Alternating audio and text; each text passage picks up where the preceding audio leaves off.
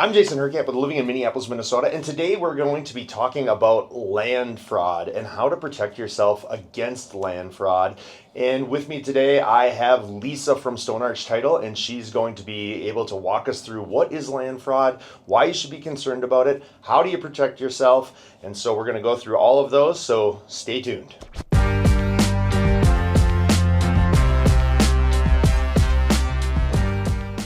So Lisa, land fraud. What is land fraud? Why should we be concerned about it? What can you tell us about it? I mean, you're seeing things on TV like protect my title and stuff for your home, title lock, if you will. So what can you tell us about it? Because you're seeing more and more of this. And quite frankly, even on our real estate team and in our brokerage, we're seeing some of this. So, what can you tell us about us? Yeah, obviously, if there's commercials out there, it's something that's very prevalent and it's financially devastating. 50% of real estate professionals were affected in 2024 by some form of fraud.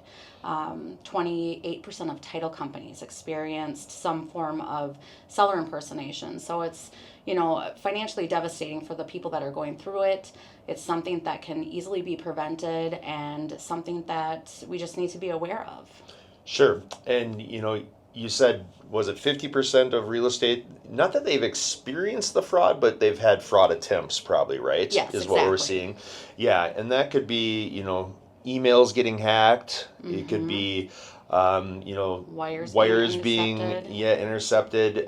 So you really need to make sure that you're working with a real estate company and a title company and a lender, quite frankly, that have a lot of back end protocols right in place to make sure that they're doing everything they can to protect you, the consumer, in your purchase or in your sale of a property, right? Absolutely. There's ways to check to make sure that your real estate professional is licensed. There's ways to check. Alta is a nationally based website that you can go to check to make sure that your title company is licensed, that your escrow agent, such as myself, is licensed, and that the underwriters are licensed. So it's very easy to check on those things. Very important. In today's day and age, so you can check on all that really easily. Let's walk through how this happens, right? I list a property for sale for somebody and maybe I've never met them, right? So that might be your first red flag that you have, right? Then that person proceeds to want to do all the communication more than likely by email or maybe text.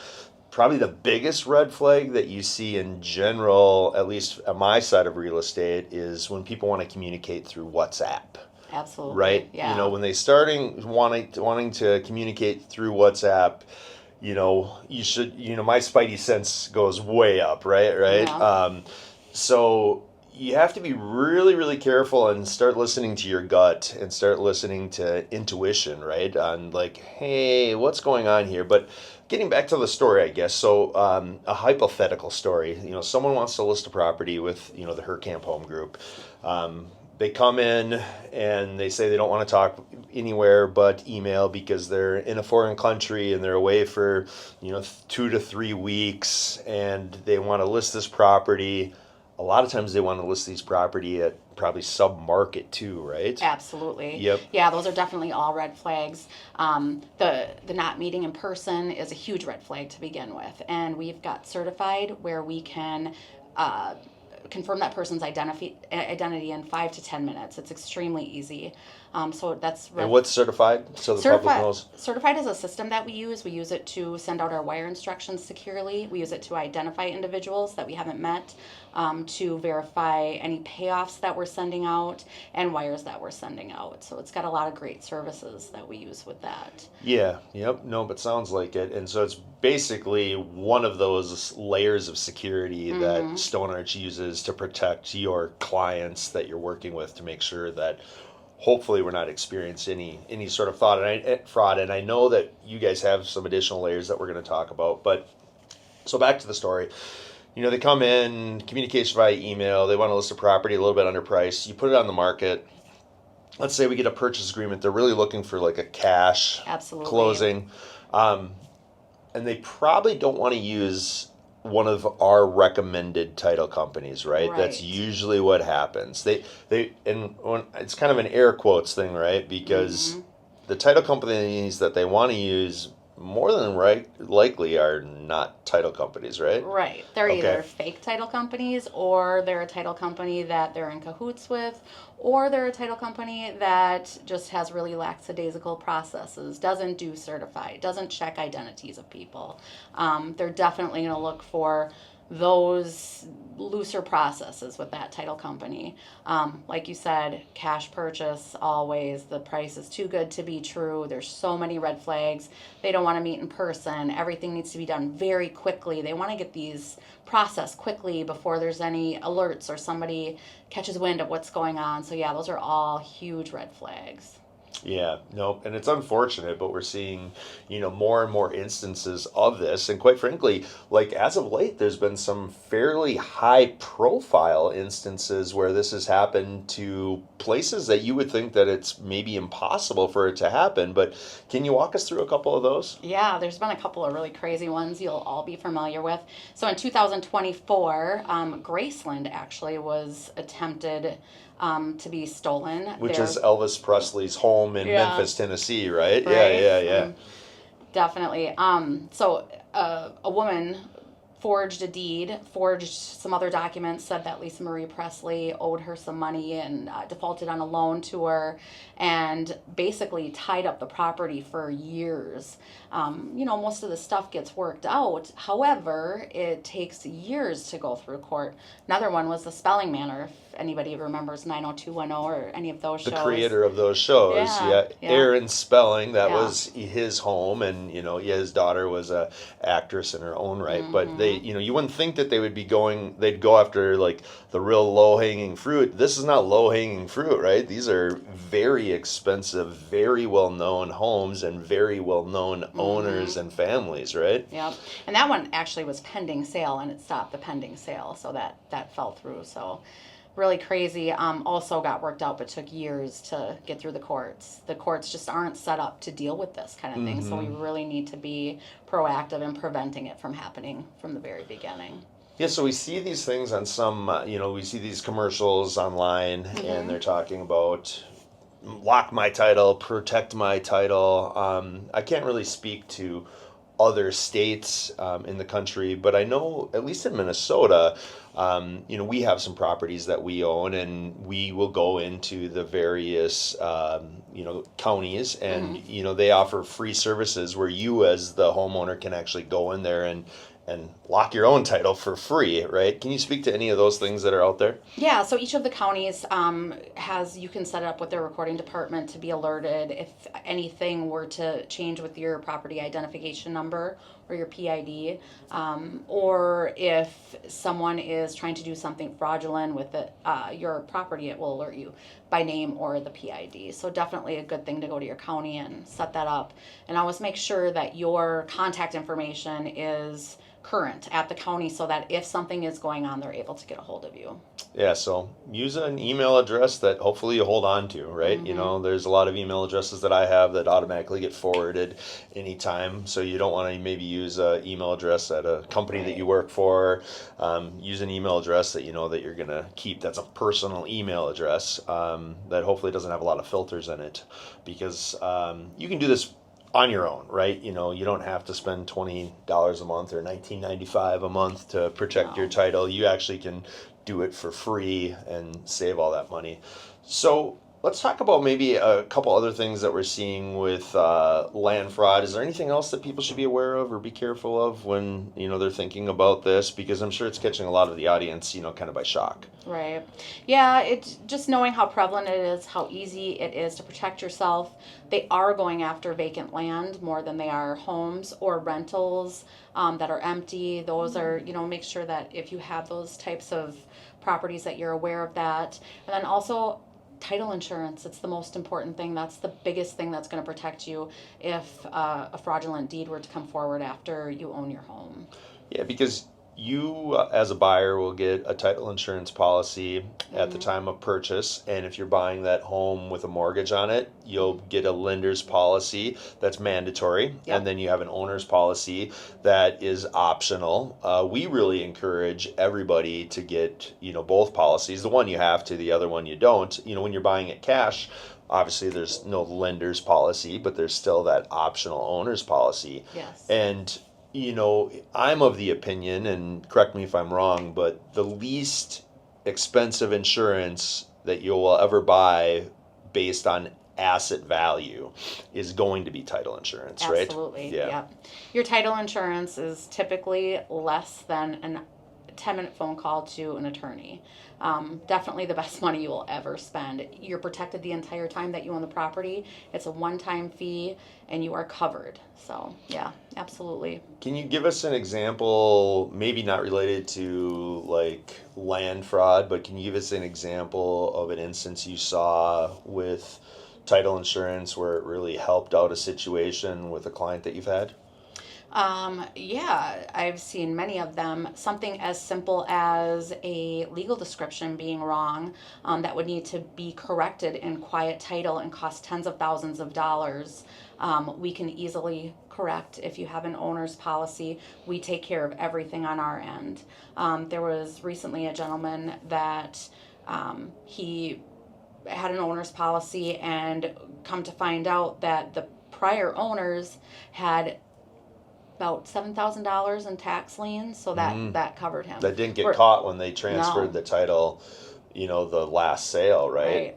So that's another reason why you want to work with a title company that's just not rubber stamping. Right. And the vast majority of title companies are not rubber stamping anything. You just want to make sure that you do your due diligence with the title company that you're going to work for, or make sure that the agent that you work with is going to really do their due diligence and has worked with the title company, because anytime people are just rubber stamping stuff, Right. that's where they're missing these small things, because they didn't have it, right? It's the examiner, the title examiner, that ultimately should catch most of those things at the title company. Yeah, I think in this situation it was where the courts hadn't filed the lien. Oh. It was being In filed process. in process, yeah. So it hooked to the property, and then he would have been stuck with those tax liens had he not had an owner's policy. Yeah, yep. So, do you have another example that you can give us of something that's happened? Maybe like somebody got a divorce or something, and then the title insurance came to protect them along the way. Yeah, a lot of. I don't think I've got any examples of divorces, but a lot of tax liens, judgments, bankruptcies, things like that come up after. Mechanics liens is another big one. Yep. Where a contractor will take out a lien on the property because they haven't been paid for work. So that's all covered with your owner's policy. There's just such a vast amount of things That'll can cover. come up that are covered. And the likelihood, it's like with a lot of insurance, right? The likelihood that you're going to use it is probably fairly slim, right? It's, for title insurance, it's probably less than 5% of the time is anybody ever going to use it. However, When you need to. Yeah. It's going to cost you a lot of money, right? Absolutely. Yeah, Absolutely. so When attorneys are involved and quiet title actions are involved. Yeah, and I mean, in really bad situations, if you didn't have title insurance and all of a sudden there came liens that were in excess of what the property was actually worth, I mean, there could be situations where if you didn't have title insurance, you could lose the property, right? That's worst case scenarios. You could lose the property. But at very least, you might be responsible for those liens too, right? Absolutely, Yeah. yes. So that, because some of these liens, they're attached to the property, especially like, let's say that a lien got attached to the property and the person that owned the property, that was the reason why the lien got attached, and then they sold it. But then let's say the seller eventually died, right? And so now you got this buyer, they forewent title insurance, the previous owner has passed away and is deceased. So what do you think the lien holder is going to go for? They're going to go for the property because they want their money. And that's why it's important to really get that title insurance. So since we're on, the topic of fraud, anybody that has bought a home, really probably within the last 10 years, there's all sorts of notifications, at least in the Minnesota purchase agreement, that say beware of wire fraud, beware of fraudulent activities, and everybody has to basically sign this and be made aware of it. At least at our brokerage, it's mandatory. Can you talk to us a little bit about like wire fraud that we're seeing in there? It's totally different than land fraud, but I think it's really an important thing to bring up. Talk to us about that a little bit. Absolutely. So we see, I've seen probably in the last 6 months 4 attempted cases of wire fraud, not necessarily with just my company, but other companies that I work closely. We all communicate and share the things that are happening so that we're all vigilant and very aware. But the processes that we have in place are, it makes it so that this just cannot happen with our company. Like I said, we use certified. We send out our wire instructions immediately. We communicate very clearly with our buyers. These are our wire instructions. You're going to get them through this certified link, and they are the only wire instructions you will receive from us. So anything coming after the fact, they know is fraudulent. So we're really setting them up for success right away. We will never, ever email wire instructions, because that's when these fraudsters are grabbing those wire instructions through email. They are changing a number or two. They look legit, and all of a sudden, hundreds of thousands of dollars literally are gone. Yeah. And you cannot get them back. And that's not happened with you guys, to be never. very clear. That's never happened with Stone Arch.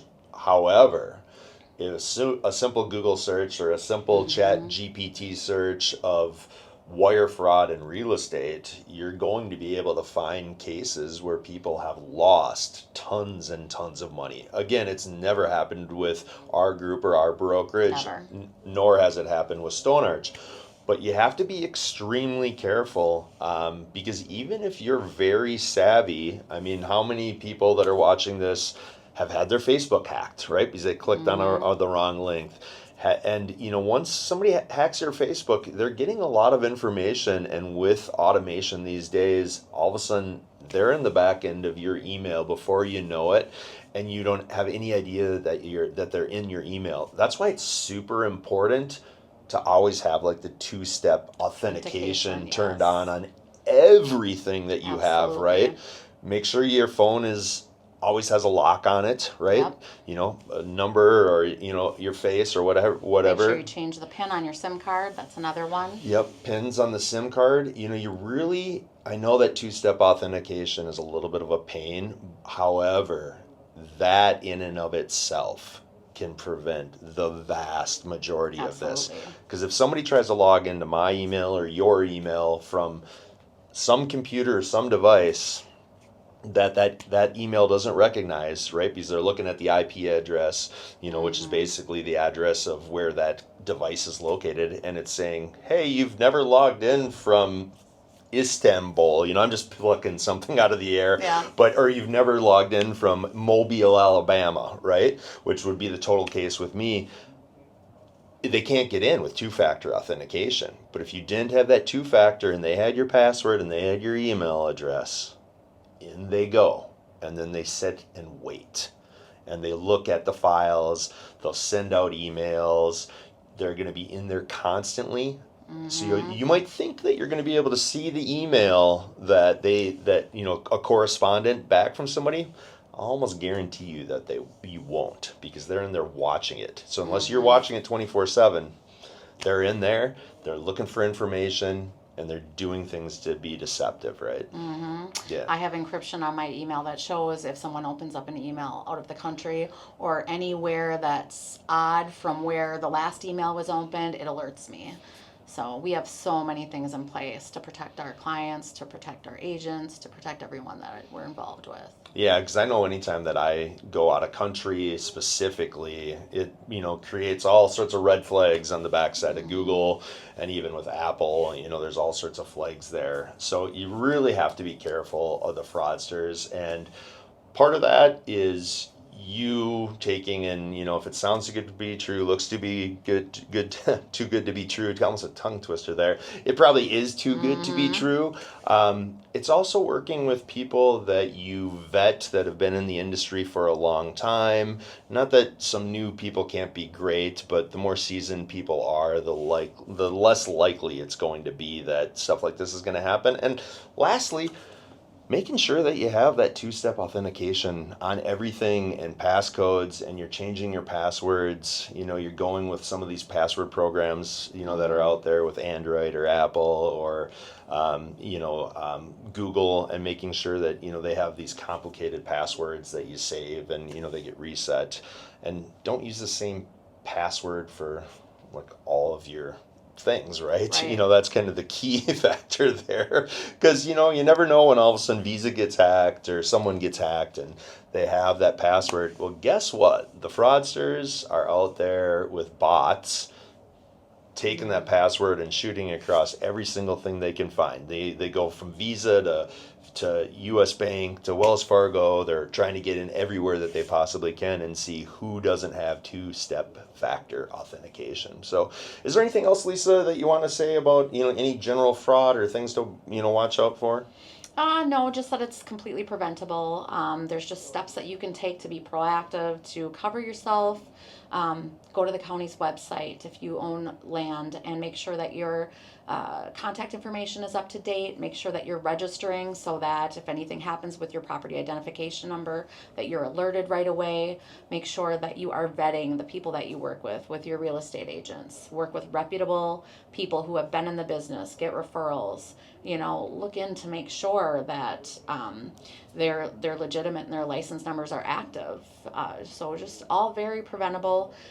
We just need to be hyper aware, because now with AI and things like that, it's more prevalent and it's easier for these fraudsters to make victims of us. So. Yeah, and ultimately, when you work with the right people, they're spending a lot of money to stay ahead of this too, Yes. right? I know that your company invests probably millions of dollars a year just to stay in front of this, and we have a lot of stop gaps and fail safes too at my company to make sure that we do everything possible to avoid this. So again, this is Lisa McKenzie with Stone Arch Title. I'm Jason Herkamp with Living in Minneapolis, Minnesota, and we will see you at the next house.